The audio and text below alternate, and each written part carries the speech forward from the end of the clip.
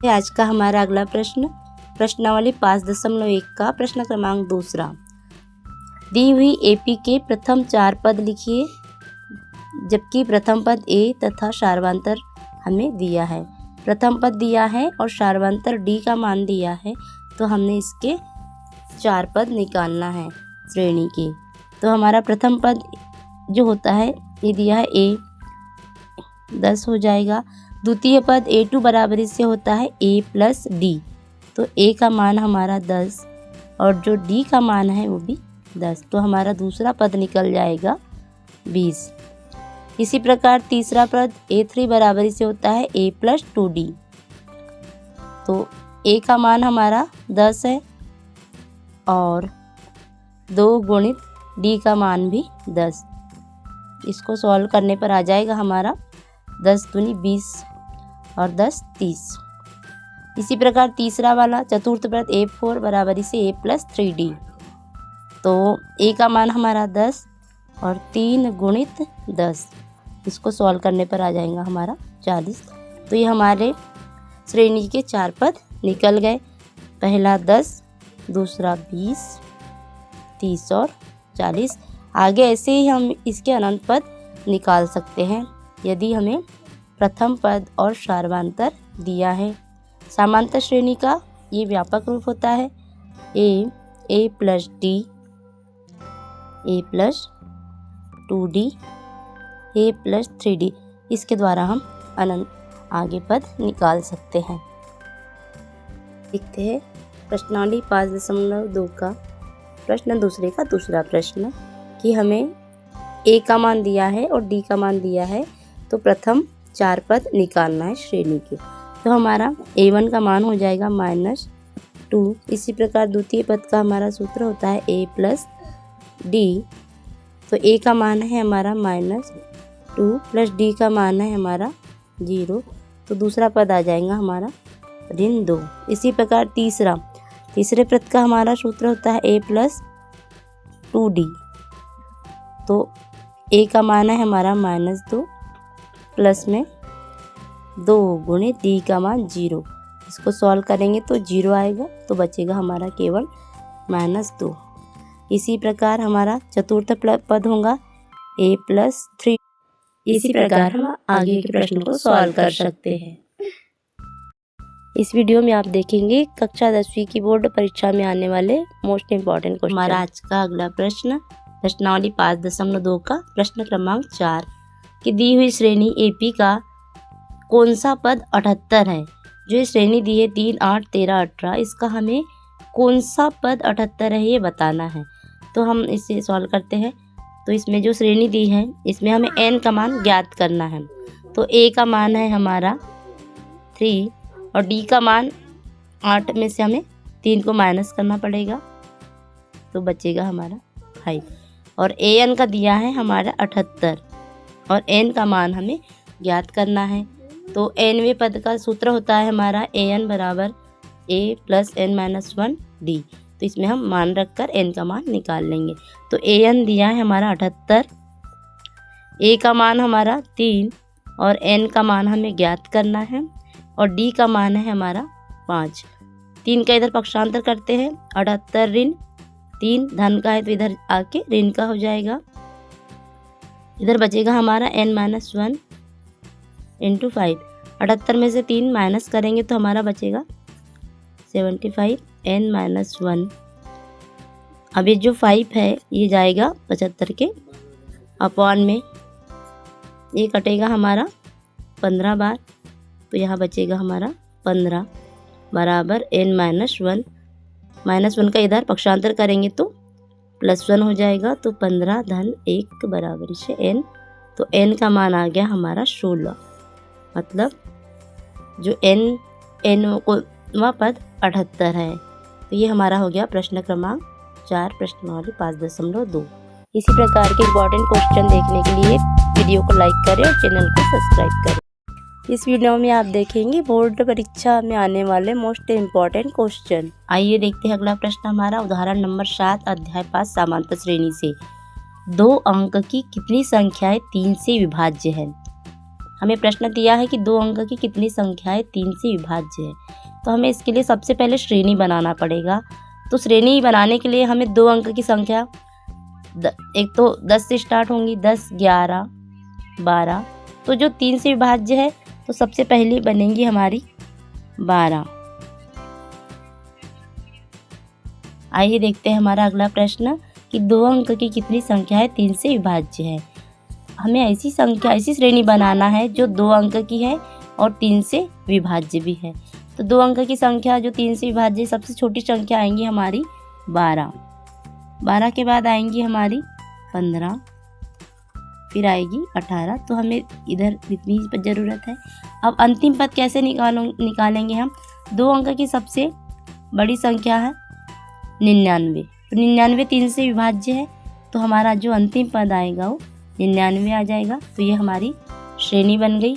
अब इसे हम हल कर सकते हैं। तो ये हमारी श्रेणी बन गई है। तो हम श्रेणी का हमारा ए का मान होगा 12 और डी होगा हमारा 15 में से हम 12 को माइनस करेंगे तो आएगा हमारा 3।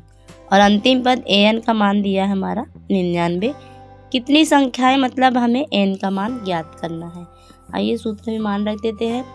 हमारा nवें पद का सूत्र है A N equal A plus N minus 1 D. तो ए एन का मान है हमारा 99, ए का मान है 12 प्लस एन का मान हमें ज्ञात करना है और डी का मान है हमारा 3। अब 12 इधर पक्षांतर करते हैं 12 का, तो 99 में से 12 माइनस करेंगे, इधर बचेगा हमारा n माइनस 1 इंटू 3। 99 में से 12 माइनस करेंगे तो बचेगा हमारा 87 और n माइनस 1 3 इधर अपान में आएगा 87 के, इधर बचेगा हमारा n माइनस 1। जब हम भाग देंगे इसमें तो आएगा हमारा, भाग दे देते हैं, 3 दूनी 6, 2 अंक बच्चे हमारे, 3 9 27 29 बराबर n माइनस 1। अब माइनस 1 का इधर पक्षांतर कर देंगे तो n का मान आ जाएगा हमारा 29 धन 1 मतलब 30। तो 2 अंक की ऐसी 30 संख्याएं हैं जो 3 से विभाज्य है। इसी प्रकार के मोस्ट इम्पॉर्टेंट क्वेश्चन के लिए हमारे चैनल स्मार्ट स्टडी को लाइक और सब्सक्राइब करें और बेल आइकन को। इस वीडियो में आप देखेंगे बोर्ड परीक्षा में आने वाले मोस्ट इम्पॉर्टेंट क्वेश्चन। देखते हैं आज का अगला प्रश्न। अध्याय 5 समांतर श्रेणी कक्षा 10वीं से उदाहरण नंबर 11 कि दी हुई श्रेणी 8 3 रिंदों के प्रथम 22 पदों का हमें योग ज्ञात करना है। तो ये श्रेणी दी है हमने 8 3 रिंदों, तो इसमें हमने ए का मान दिया है 8 और जो डी का मान है, हम डी का मान दूसरे पद में से पहले पद को घटाकर निकालते हैं। तो 3 में से हम 8 को घटा देंगे तो बचेगा हमारा -5। एन का मान दिया है हमने 22 और एस एन हमें ज्ञात करना है, मतलब 22 पदों का योग हमें ज्ञात करना है। तो योग का सूत्र है हमारा n/2 2a plus n minus 1 D. मान रख देते हैं इसमें, n के स्थान पर रखेंगे हम 22/2, 2 गुणित a के स्थान पर रखेंगे हम 8 धन n के स्थान पर रखना है हमने 22 ऋण 1 और d के स्थान पर रखेंगे ऋण 5। अब इसको सॉल्व कर लेते हैं। तो 22 हमसे 22 कट जाएगा 2 बार, 11 बार, 2 से 22 कटा, 8 दूनी 16 धन 22 में से 1 घटाएंगे तो बचेगा हमारा 21 गुणित ऋण 5। आगे हमें 21 का गुणा 5 में करेंगे तो आएगा हमारा 21 पंचे 105 ऋण में। अब 105 में से हम 16 को माइनस कर देते हैं तो बचेगा हमारा -89। अब गुणा कर देते हैं 89 का 11 में तो आएगा हमारा 9019। तो ये हमारा 22 पदों का योग निकल गया। उदाहरण नंबर 11। ऐसे ही मोस्ट इम्पॉर्टेंट क्वेश्चन के लिए हमारे चैनल को लाइक और सब्सक्राइब करें।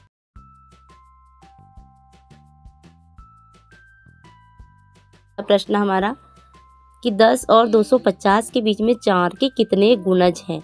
कितने गुणज मतलब हमें मान ज्ञात करना है n का, लेकिन इसके लिए हमें श्रेणी बनाना पड़ेगा क्योंकि श्रेणी नहीं दी है।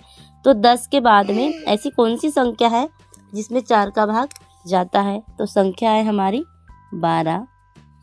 उसके बाद में 16, ये हमारी श्रेणी बन गई।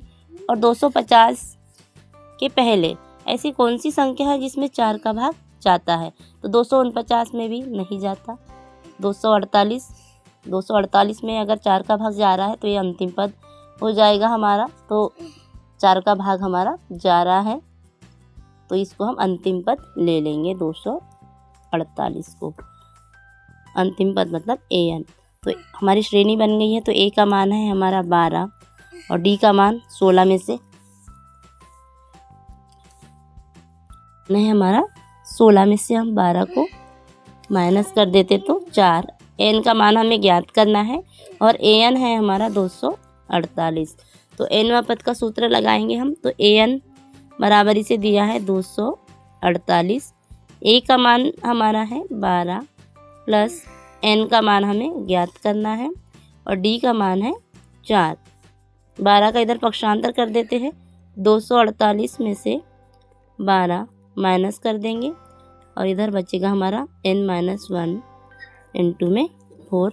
248 में से 12 माइनस करेंगे तो बचेगा हमारा 48 में से 12 हमने माइनस कर दिया तो बचा हमारा 236।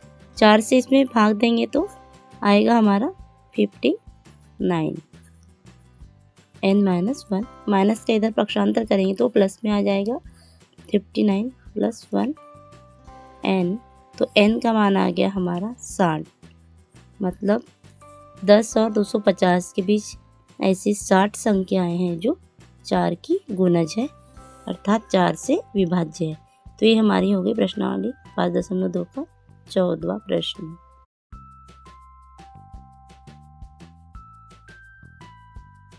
प्रश्नावली 5.3 का 13वां प्रश्न है कि 8 के प्रथम 15 गुणजों का हमने योग ज्ञात करना है। गुणज मतलब क्या होता है, जो 8 का पहाड़ा है उसी के हमें 15 गुणजों का योग ज्ञात करना है। तो हमें पहले श्रेणी बनाना पड़ेगा, तो हम श्रेणी बना देते हैं। 8, 16, 24, तो ऐसे हमें 15 गुणजों का योग ज्ञात करना है। श्रेणी बना ली है हमने, तो a का मान आ जाएगा हमारा 8 और d का मान दूसरे पद में से पहले पद को हम काटा देते हैं तो आ जाएगा हमारा 8। ऐसे हमने ज्ञात करना है। तो योग हमें 15 गुणजों का निकालना है, तो ऐसे 15 हमने कर दिया। n का मान होता है हमारा 15/2। तो 2 गुणित a का मान है हमारा 8 धन n का मान है 15, क्योंकि 15 गुणजों का योग निकालना है हमने, गुणित d का मान है 8। 2 से 15 हमारा नहीं कटेंगे, इसलिए हम इसे जैसा का वैसा रखेंगे।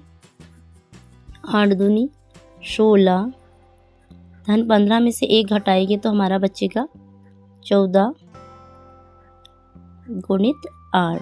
इसका गुणा करके हम 16 प्लस कर देंगे तो 15/2 गुणित 16 धन 14 का गुणा जब हम करते हैं 8 में तब आता है हमारा 112। दोनों को प्लस कर देंगे तो हमारा आएगा 128। 15 112 में हम 16 को प्लस कर देंगे। 2 से इसमें भाग देते हैं 128 में तो आएगा हमारा 2 का पहाड़ा के पहाड़े में 12 आता है हमारा 6 बार और 8 आता है 4 बार। तो आ गया हमारा 15 और गुणित में आया 64। इसका गुणा कर देते हैं हम तो आएगा हमारा 960। तो ये हमारा आंसर S15 का मान हमारा निकल गया 960। मतलब 8 के प्रथम 15 गुणजों का योग 960 है। ये हमारा प्रश्न क्रमांक 13 प्रश्नावली 5.3।